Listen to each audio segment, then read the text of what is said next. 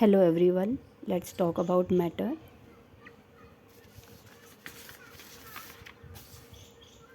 Matter, anything that occupies space and has mass is called matter.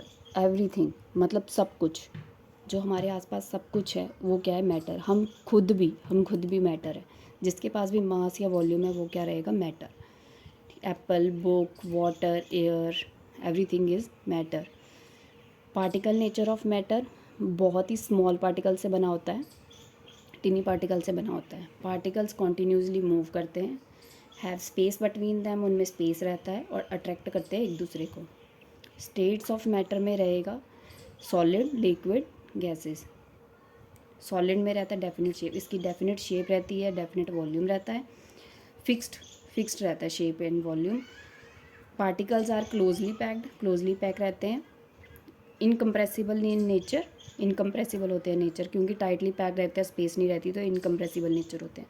फ्लूइडिसिटी, movement negligible होती है. Liquid state में definite shape रहती है लेकिन वॉल्यूम फिक्स्ड रहता है. वॉल्यूम क्या है, जितना एरिया वो कवर करेगा उतना वो कवर करेगा. अगर हम वाटर को नीचे फेंकें तो क्या होता है, वो अपना एरिया उतना उतना ले लेता है जितनी उसकी कैपेसिटी रहती है. Particles are loosely packed. Particles क्या हैं, लूजली पैक्ड रहते हैं. कंप्रेसिबल नेचर होता है इनका. फ्लूइडिसिटी, मूवमेंट टू लिमिटेड स्पेस, मतलब लिमिटेड स्पेस तक इनकी रहती है.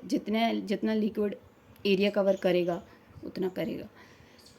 Gas, no definite shape, and इसकी कोई डेफिनेट शेप नहीं है, कोई डेफिनेट वॉल्यूम नहीं है. सो फ्री टू मूव है, हाईली कंप्रेसिबल है, मतलब इनको हाईली कंप्रेस किया जा सकता है क्योंकि इसमें प्रेशर की ज़रूरत ज़्यादा पड़ती है. फ्रीली मूव, हर डायरेक्शन में मूव कर सकते हैं ये.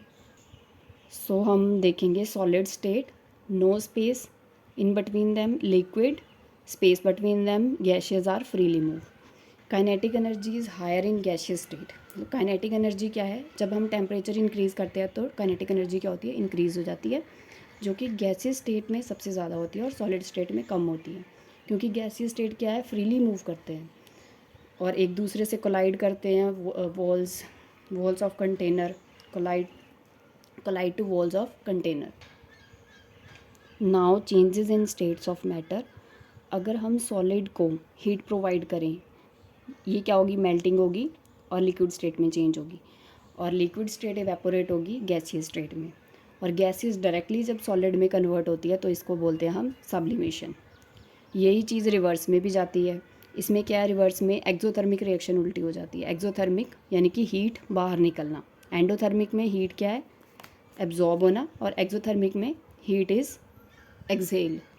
Thank you very much. Next video में हम करेंगे fourth state plasma and fifth state BES.